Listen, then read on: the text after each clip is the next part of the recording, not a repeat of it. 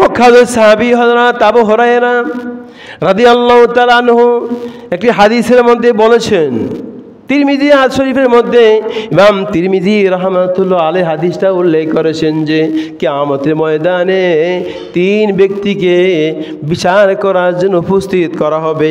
কয় ব্যক্তিকে বলেন? 3 ব্যক্তিকে। সর্বপ্রথম তাদেরকে ডাকবে যে আজকে তোমাদের বিচার করা হবে। যেই 3 ব্যক্তি তাদের ইবাদতের মধ্যে কার সন্তুষ্টি ছিল না? আরেকটু জোরে বলেন, আল্লাহ সন্তুষ্টি ছিল না, আল্লাহ রেজামন্দি ছিল না, আল্লাহকে পাওয়ার জন্য তাদের সে মন মানসিকতা ছিল না। এর মধ্যে 1 নম্বর হলো শহীদ, যে আল্লাহর রাস্তায় শহীদ হয়েছে। আল্লাহ তাআলা সেই শহীদের সামনে তার সমস্ত নিয়ামতের কথা স্মরণ করে উপস্থিত করে তাকে বলবে যে তুমি এই নিয়ামতের কি পরিমাণ কাজ করেছো। তখন সে বলবে, আল্লাহ আপনার সন্তুষ্টির জন্য আমি সকল কাজ করেছি, শেষ পর্যন্ত আমার জীবনটা বিলিয়ে দিয়ে আপনার রাস্তায় আমি শহীদ হয়ে গেছি। আল্লাহু আকবার। আল্লাহ তাআলা বলবেন তুমি মিথ্যা কথা বলেছো, তুমি মিথ্যা কথা বলেছো, তুমি আমার সন্তুষ্টির জন্য করো নাই। মানুষ তোমাকে বীর বলবে, মানুষ তোমাকে বাহাদুর বলবে, মানুষ তোমাকে শহীদ বলবে, মানুষ তোমার সুনাম অর্জন করবে, মানুষ তোমার নেট দুনিয়ায় তোমাকে ভাইরাল করে দিবে। সেই জন্য তুমি কি হয়েছো? শহীদ হয়েছো। সুতরাং আজকে সেই জন্য তোমার কোনো প্রাপ্য নাই, যেই জন্য করেছো সেটা মানুষ করেছে।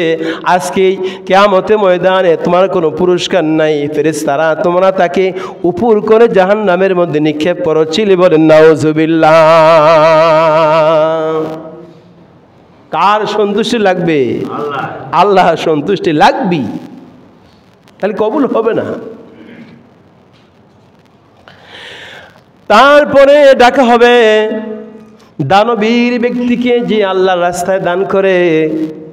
তার সামনে সমস্ত নিয়ামতগুলো উপস্থিত করে তাকে স্মরণ করে বলবে যে তোমাকে এত নিয়ামত দান করা হয়েছিল, তোমাকে কত টাকা পয়সা দান করা হয়েছিল, তোমাকে আরও কত কিছু তোমাকে দান করা হয়েছে, তুমি সেই নিয়ামতের কতটুকু কাজ করেছো।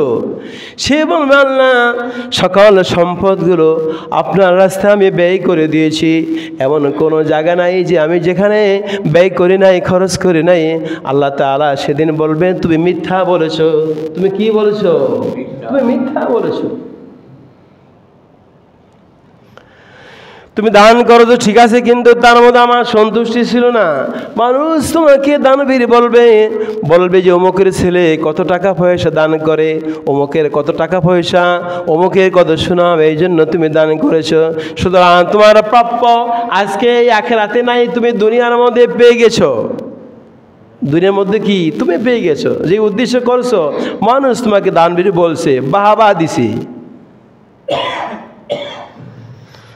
এখন কার ভিতরে কি আছে আমরা তো বলতে পারি না।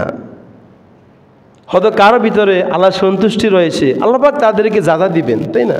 আর যদি কারো মধ্যে এটা থাকে যে মানুষ আমাকে বড় করবে, মানুষ আমাকে বড় বলবে, মানুষ আমাকে বলবে যে অমুকের ছেলে খুব কি করে, দান সৎকার করে, অন্তর খবর কার কাছে আছে বলেন?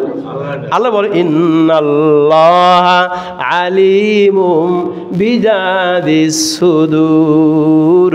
মানুষের অন্তর খবর একমাত্র কার কাছে আছে? জোরে বলেন, আল্লাহর কাছে রয়েছে। এখন দান সৎকার তো আমরা করি, তবে এটা যদি আপনি মানুষকে উৎসাহী করার জন্য যে আপনার দেখা দেখে আরেকজন কি করবে, দান করবে, এটা কিন্তু জায়েজ আছে। কি এটা জায়েজ আছে। এবং ন্যায় কামল আপনি করবেন, আপনার দেখা দেখি আপনি যদি আরেকজনের সাথে কম্পিটিশন দিয়ে আপনি ইবাদত করেন, সেটাও কি আছে, জায়েজ আছে। যে আমার দেখা দিয়ে আরেকজন সে 5 ওয়াক্ত নামাজ পড়ে, আমি পারবো না কেন? সে জামাতের সাথে নামাজ পড়ে, আমি পারবো না কেন? সে তেলাওয়াত করে, আমি পারবো না কেন? তার টাকা পয়সা আছে, সে দান করেছে, আমার টাকা পয়সা আমি দান করতে পারবো না কেন? কি এটা কিন্তু জায়েজ আছে, এটা 100 বার জায়েজ আছে। সুবহানাল্লাহ আলহামদুলিল্লাহ লা ইলাহা আল্লাহর জোরে সুবহানাল্লাহ আলহামদুলিল্লাহ লা ইলাহা লা